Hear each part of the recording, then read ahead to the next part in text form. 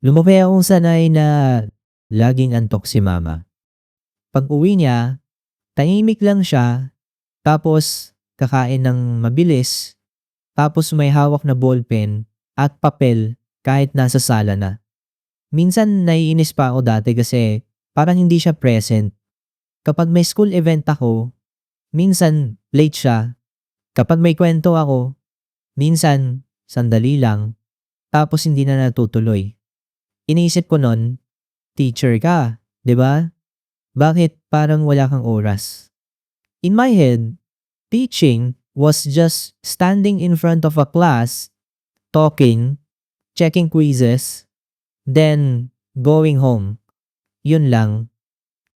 Last month, nagkaroon ako ng chance na sumama sa kanya for one full day. Hindi ito biglaang trip. May kailangan siyang ayusin na forms at records, tapos may kulang silang supplies sa classroom. Tapos sabi niya kung puwede ko raw siyang samahan sa school para may makabuhat at may kasama siya. I said yes, kasi weekend ko naman. I expected na magiging mabigat lang physically. Hindi ko in-expect na mabigat siya emotionally. Maaga pa lang, gising na siya. 4:30 AM, naririnig ko na yung tunog ng kettle at yung paghila niya ng bag sa sahig. Hindi naman siya maingay, pero ramdam mo yung routine na matagal na niyang dala.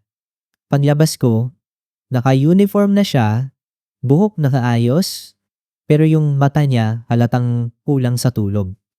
Tinatanong ko siya kung ilang oras tulog niya. Sabi niya, mga 4, okay na yon. She said it like it's normal, like it's something you can just budget. Habang nag-aalmusal, hindi siya nakaupo ng tuloy-tuloy. May nilalagay siyang papel sa folder, may hinahanap na ballpen, may chime check sa phone. May maliit siyang notebook na may listahan, halos parang grocery list, pero mga pangalan ng bata.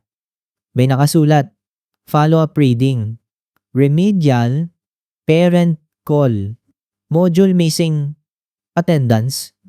I asked, "Ma, bakit ang dami?"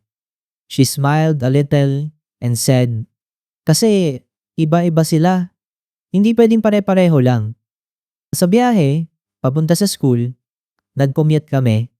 Ay, hindi ko na sasabihin exactly saan, pero public school siya sa city na maraming tao. Sa jeep, naka-hold siya sa folder na parang may hawak na fragile. May dala rin siyang plastic envelope na may laman na Manila paper at printed sheets. Tinignan ko, may mga colored cutouts pa. Sabi ko, ikaw gumawa nito? Sabi niya, oo, kagabi. Para mas madali nilang maintindihan. I wanted to say, but why are you doing this at night? Pero hindi na lumabas. Parang obvious na yung sagot. Pagdating namin sa school, di pa start ng klase pero ang dami ng tao. May mga bata na naglalaro sa labas, may mga magulang na nag-aantay, may teacher na naglalakad na may dalang stack ng papers. Si mama, pagpasok pa lang, may 3 bumate, may 2 nagtanong agad, "Ma'am, ready na po ba yung list?" She smiled and kept walking. Walang pause. Wala yung vibe na arriving. Parang tuloy-tuloy lang yung araw niya. Sa classroom niya, unang tumama sa akin yung laki ng class. I knew public school classes can be big, pero iba pag nakita mo. Rows of chairs, maliit ang space sa pagitan. May mga dingding na punong-puno ng visual aids, pero halatang pinagtiyagaan, may tape, may sulat na mano-mano, may mga print na medyo faded, may electric fan pero parang kulang para sa init. May isang sulok na may plastic box ng crayons at bond paper. Tinanong ko kung school provided ba yon. She said, yung iba bigay, Yung iba ako na lang. Pag may activity, kawawa pag wala sila. Nag-ring yung bell, pumasok na yung mga bata. May energy sila na parang sabog sa umaga. Sobrang ingay sa unang minuto. Si mama, hindi siya sumigaw. She stood at the front, waited, raised her hand, and spoke in a calm voice. Good morning. Umupo tayo. Buksan ang notebook. Hindi instant yung silence, pero gradually kumalma. Nakita ko kung paano siya mag-navigate ng attention. Hindi siya nagmamadali. It felt practiced, like she's been doing this long enough to know that shouting just burns your throat and doesn't solve anything. Habang nagtuturo siya, I watched her face. Hindi lang siya nagde-deliver ng lesson. She was scanning. Parang may radar. May batang mukhang lutang. Tinawag niya, gently. May batang nagsusulat pero mali yung hawak sa lapis. Nilapitan niya. May dalawang nagbubulungan. Sinenyasan niya without stopping the explanation. It wasn't performance. It was management, care, and constant adjustment. In English, we call it classroom management. But seeing it live, it's more like running a small room full of different lives and making sure nobody gets left behind. May activity sila. Worksheets. Sabi ni mama, okay class, sagutan natin. Then, she started walking around. Dito ako napatingin sa bag niya. She pulled out extra pencils. May eraser. May ilang printed copies na extra. I asked later why she has those. She said, may nakakalimot, may nawawalan, may walang dala. If I stop the whole class for that, sayang yung oras. I realized she plans for problems that should not be hers, but she carries them anyway because the kids are there and the lesson has to go on. Around mid-morning, may isang batang lumapit na hawak yung notebook. Nanginginig yung boses. Hindi ko narinig lahat, pero narinig ko yung ma'am. Sorry po. Mama listened, bent down a bit, and responded quietly. Hindi siya nagalit. She asked one or two questions, then said, "Okay, upo ka na. We will fix it later." The child looked relieved, like a weight was removed. Hindi ko alam exactly what happened, and I didn't ask details kasi privacy din nila. Pero I saw how she handled it. Hindi siya cold, hindi rin overly emotional.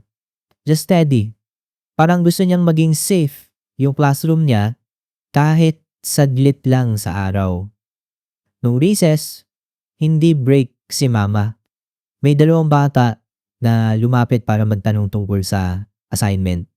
May isang teacher na pumasok at nag-iwan ng papel. May announcements. Then, she ate in 10 minutes standing by her desk while flipping through a checklist. I asked, "Ma, pahinga ka naman." She said, "Ito na yung pahinga." And it hit me. Her rest is a smaller version of work, not actual rest. After lunch, may paperwork na. Records, attendance, forms. She brought out a folder with tabs. My names, my dates, my signatures. She explained to me in simple terms na kailangan updated yung records. May reports, may tracking ng progress. Hindi siya nagreklamo. She just said, kailangan lang maayos. I offered to help sort papers. She let me, but she kept checking each one. Sabi niya, careful. Maliit lang error pero mahirap ayusin pag naghalo. May meeting din. Not the dramatic kind, just a staff meeting. They talk about schedules, tasks, reminders. I sat at the back. I saw teachers taking notes while holding their own stacks of paper. People looked tired but still attentive. Walang nagja-joke ng malakas. It was professional and quiet, like everyone is conserving energy.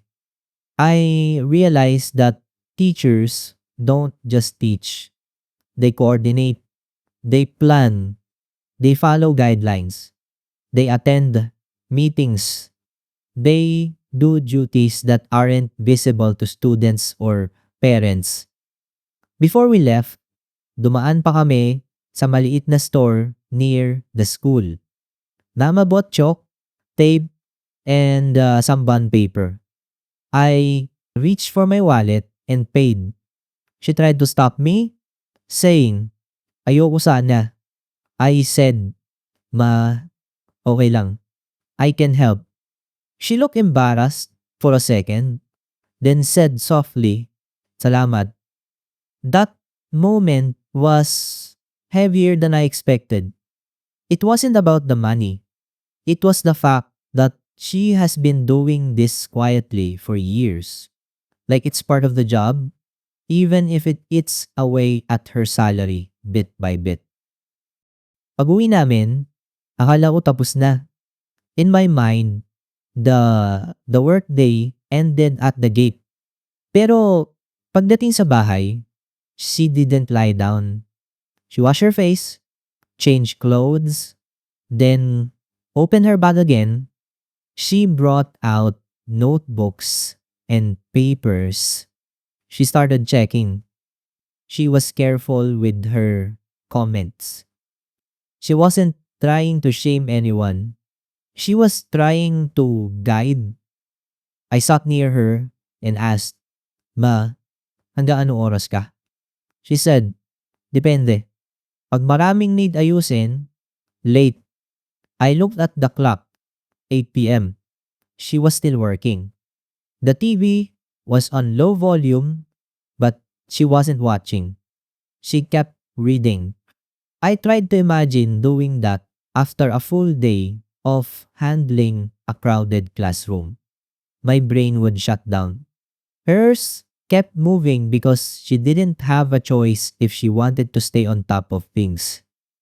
Around 10 p.m., she paused to stretch her back, then went back to writing. I asked her if she ever feels like quitting. She didn't answer immediately. Then she said, "Minsan napapagod lang. Pero pag nakita ko na may natututo, okay na ulit." She said it plainly, not like a movie line. Parang simple truth lang. She also added, "Hindi lahat mabilis. Yung iba mabagal. Pero pag may progress, kahit maliit, worth it." I thought about how many people measure success by big milestones. She measures it by small improvements that most people don't notice. I felt guilty. I remembered moments I got impatient with her. Times I asked her to do something for me and she said, "Later." And I took it personally.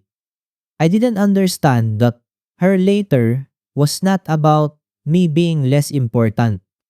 It was about her having no space left in the day. At midnight, she finally closed the folder. She didn't look proud. She looked relieved. Then, she prepared her things again for tomorrow. The next morning, I woke up late and she was already gone. She left a note on the table. "Initin mo yung ulam. Salamat kahapon."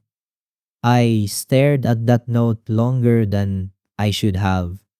It was short, direct, very her. But it carried something. Parang she rarely asks for help.